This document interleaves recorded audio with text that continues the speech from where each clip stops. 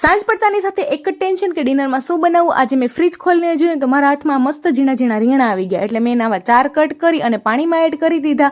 અને હવે છે ને રીંગણા ભરવાનો મસાલો બનાવવાનો છે, તો મિક્સર ગ્રાઇન્ડરમાં મેં થોડાક એવા ગાંઠિયા, માંડવીના બી અને આદુ લસણ નાખી અને એની છે ને પ્યુરી તૈયાર કરી લીધી છે.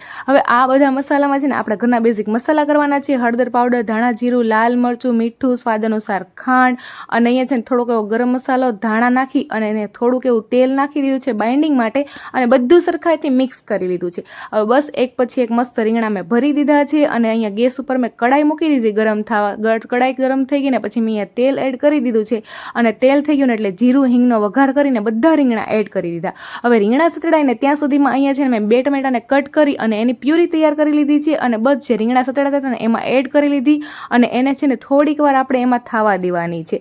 હવે અહીંયા પ્યુરી થઈ ગઈ ને એ પછી મેં જે વધેલો મસાલો હતો ને એ એડ કરી અને ગ્રેવી માટે પાણી નાખી દીધું છે, અને ઢાંકણ ઢાંકીને 5 મિનિટ જેવી ગ્રેવીને થવા દીધી. અને લો, આપણું સરસ મજાનું ભરેલા રીંગણાનું શાક તૈયાર થઈ ગયું. લાસ્ટમાં મેં ધાણાથી ગાર્નિશ કરી લીધું છે, ફુલકા બનાવી લીધા, અને આજની ડિનરની થાળી કંઈક આવી હતી. અહીંયા શાક છે ને એકદમ મસ્ત સ્વાદમાં અહીંયા છે ને મસ્ત બન્યું હતું. અને હા, આવા જ રેસીપી વિડીયો જોવા માટે ચેનલને સબસ્ક્રાઈબ કરી દેજો, વિડીયોને લાઇક કરી દેજો, એક કોમેન્ટ કરી દેજો.